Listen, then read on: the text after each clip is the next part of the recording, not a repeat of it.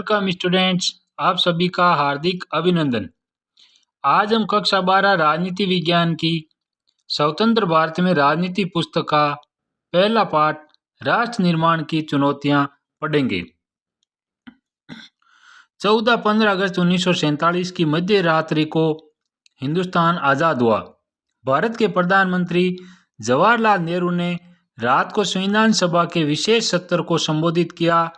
उनका प्रसिद्ध भाषण भाग्यवधु से चिर प्रतीक्षित भेंट या ट्रिस्ट विद डेस्टिनी नाम से जाना गया। हमारा देश जब आज़ाद हुआ तो देश के सामने कई चुनौतियां थी। उनमें से 3 प्रमुख चुनौतियों की हम यहाँ चर्चा करेंगे। सबसे पहली चुनौती है एकता की स्थापना। क्योंकि भारत में कई भाषा संस्कृतियों के लोग रहते थे, विविधताओं से भरे देश में डर था कि भारत जल्द ही बिखर जाएगा तथा देश के टुकड़े हो जाएंगे। दूसरी चुनौती थी लोकतंत्र की स्थापना। भारतीय संविधान में भारत को लोकतांत्रिक देश घोषित किया गया है। मौलिक अधिकार दिए गए तथा सभी को वोट देने का अधिकार दिया गया है। लेकिन चुनौती यह थी कि लोकतंत्र किस प्रकार स्थापित हो पाएगा, क्योंकि हमारे देश में देश की आज़ादी के समय केवल 15% आबादी ही साक्षर थी। तीसरी प्रमुख चुनौती थी सबकी भलाई। संविधान में सबकी भलाई के लिए नीति निर्देशक तत्व जोड़े गए। संविधान में यह बात साफ थी कि सबके साथ समानता का बर्ताव होगा। लेकिन अब चुनौती यह थी कि आर्थिक विकास व गरीबी हटाने के लिए नीतियां कैसे तैयार की जाएगी, क्योंकि आज़ादी के समय देश की आर्थिक स्थिति खराब थी। अंग्रेजों ने करीब 190 साल तक देश पर राज किया था और देश को लूट लिया था। अब अपन थोड़े नोट्स देखेंगे। नए राष्ट्र की चुनौतियां। देश आज़ाद होते ही विभाजन हुआ, जिससे हिंसा व विस्थापन की त्रासदी झेलनी पड़ी। 3 चुनौतियां: विविधता में एकता की स्थापना करना, लोकतंत्र को कायम रखना, सभी वर्गों का समान विकास करना। विभाजन, विस्थापन और पुनर्वास। 14-15 अगस्त 1947 को ब्रिटिश भारत 2 राष्ट्रों भारत व पाकिस्तान में विभाजित हुआ। विभाजन में मुस्लिम लीग का द्विराष्ट्र सिद्धांत की भूमिका रही। एक पार्टी बनी थी 1906 में, जिसे मुस्लिम लीग के नाम से जाना जाता था। उन्होंने द्विराष्ट्र सिद्धांत दिया था। इस सिद्धांत के अनुसार भारत किसी एक कौम का नहीं बल्कि हिंदू और मुसलमान नामक 2 कौमों का देश है। विभाजन की प्रक्रिया। इस प्रक्रिया में धार्मिक बहुसंख्यक को विभाजन का आधार बनाया गया, यानी कि जहां मुसलमान बहुसंख्यक थे वह इलाके पाकिस्तान तथा जहां हिंदू बहुसंख्यक थे वह भारत कहलाएगा। यानी कि देश का विभाजन धर्म के आधार पर हुआ। विभाजन में कई प्रकार की समस्याएं थी। ब्रिटिश इंडिया में ऐसे 2 इलाके थे जहां मुसलमान बहुसंख्या में थे। एक इलाका पश्चिम में था तो दूसरा इलाका पूर्व में था, और ऐसी कोई प्रक्रिया नहीं थी कि जिसके द्वारा पूर्व और पश्चिम को एक किया जा सके। हर मुस्लिम बहुल इलाका पाकिस्तान में जाने को राजी नहीं था।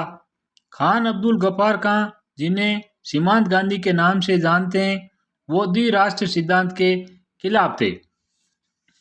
अब अपन देखते हैं विभाजन, विस्थापन और पुनर्वास। हमने पढ़ा कि ब्रिटिश इंडिया का विभाजन कर 2 देश बनाए गए, भारत और पाकिस्तान। 1951 में भारत की आबादी में 12% मुसलमान थे। 15 अगस्त 1947 से पहले करीब करीब सभी रजवाड़े भारतीय संघ में शामिल हो गए।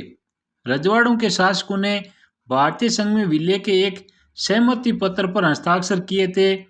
इस सहमति पत्र को इंस्ट्रूमेंट ऑफ एक्सेशन कहा गया। जूनागढ़, हैदराबाद, कश्मीर व मणिपुर का विलय थोड़ा कठिन हुआ। अब विभाजन के क्या परिणाम निकले? इससे सांप्रदायिक दंगे हुए, यानी हिंदू और मुसलमानों के बीच में दंगे शुरू हो गए। शरणार्थियों के पुनर्वास की समस्या हो गई। परिसंपत्तियों के बंटवारे की समस्या, सीमा विवाद जो कि आज तक जारी है, धार्मिक अल्पसंख्यकों की समस्या, यानी भारत में मुसलमान और पाकिस्तान में जो हिंदू अल्पसंख्यक थे उनकी समस्या उत्पन्न हो गई। रजवाड़ों का विलय। स्वतंत्रता प्राप्ति के समय देशी रियासतों को भारत में विलय करना बड़ी समस्या थी। उस समय भारत दो भागों में बंटा हुआ था, ब्रिटिश भारत व देशी राज्य, यानी जहाँ पर अंग्रेजों का सीधा राज था वो तो ब्रिटिश भारत, और देशी राज्य में राजा महाराजाओं का शासन था। ब्रिटिश भारत का शासन तत्कालीन भारत सरकार के अधीन था, जबकि देशी राज्यों का शासन देशी राजाओं के हाथ में था। इनकी संख्या 565 थी। तो आपको याद रखना है कि देशी रजवाड़ों की संख्या 565 थी। विलय की समस्या। आज़ादी के तुरंत पहले अंग्रेजी प्रशासन ने घोषणा की कि रजवाड़े अपनी इच्छा के अनुसार भारत या पाक में सम्मिलित हो सकते हैं। अंग्रेजों ने कहा कि रजवाड़े चाहे तो भारत में रहे या पाकिस्तान में चले जाए या फिर अपना एक स्वतंत्र देश बना ले। सरकार का नजरिया। देशी रियासतों की समस्या को सरदार पटेल ने सुनियोजित ढंग से सुलझाया। देशी रजवाड़ों के विलय की 3 महत्वपूर्ण बातें। अधिकतर रियासतें भारतीय संघ में सम्मिलित होना चाहती थी, यानी ज्यादातर रियासतें वो भारत में रहना चाहती थी। सरकार कुछ इलाकों को विशेष स्वायत्तता देने को तैयार थी, जैसा कि जम्मू कश्मीर मामले में हुआ। जम्मू कश्मीर को अनुच्छेद 370 के तहत विशेष स्वायत्तता देकर भारत में शामिल किया गया। देश के विभिन्न इलाकों में खींचतान शुरू हो गई। अब अपन देखेंगे जो जूनागढ़, हैदराबाद, कश्मीर और मणिपुर का विलय वो थोड़ा कठिन हुआ था। उनमें से अपन हैदराबाद के बारे में पढ़ेंगे। हैदराबाद एक बड़ी रियासत थी। यहाँ के शासक को निजाम कहा जाता था।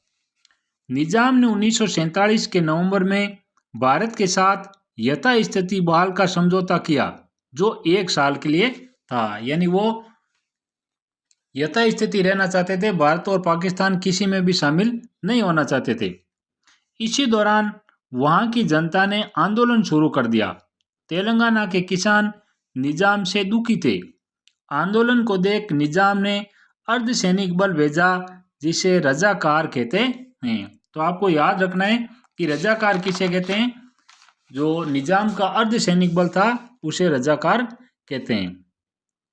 1948 में भारतीय सेना ऑपरेशन पोलो के तहत हैदराबाद पहुंची। निजाम ने आत्मसमर्पण कर दिया तथा हैदराबाद का भारत में विलय हो गया। अब आता है मणिपुर। मणिपुर के राजा बोध चंद्र सिंह ने भारत सरकार से सहमति पत्र पर हस्ताक्षर किए थे। उन्हें आश्वासन दिया गया था कि मणिपुर आंतरिक रूप से स्वायत्त रहेगा, लेकिन जनता के दबाव में मणिपुर में 1948 में चुनाव हुए तथा वहां संवैधानिक राजतंत्र कायम हुआ। याद रखें, मणिपुर भारत का पहला भाग है जहां सार्वभौमिक वयस्क मताधिकार से वोट हुए थे। तो ये आपको याद रखना है। अब भारत सरकार ने राजा पर दबाव डाला कि वो भारत में शामिल हो। राजा ने वहां की विधानसभा से पूछे बिना ही भारत में शामिल हो गए। इसीलिए वहां के लोगों में आज भी क्रोध व नाराजगी के भाव है।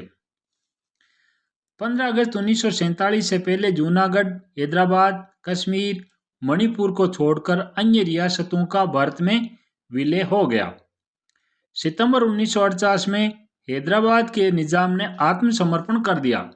मणिपुर के राजा बोध चंद्र सिंह ने एक सहमति पत्र पर हस्ताक्षर किए तथा जून 1948 में वहां चुनावों के फलस्वरूप संवैधानिक राजतंत्र कायम हुआ। राज्यों का पुनर्गठन। केंद्र सरकार ने 1953 में राज्य पुनर्गठन आयोग बनाया। इस आयोग का कार्य राज्य के सीमांकन के मामले में गौर करना था।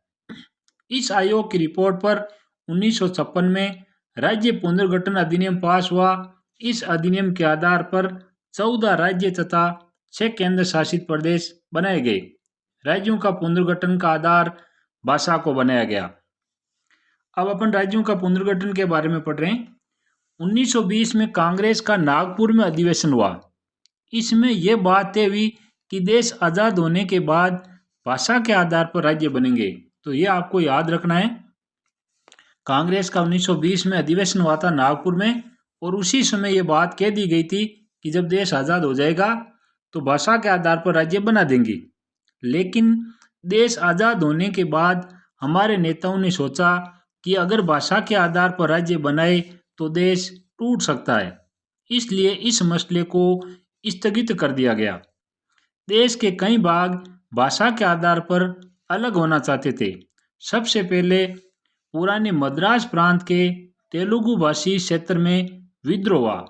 उनकी मांग थी आंध्र प्रदेश नाम का राज्य बनाया जाए।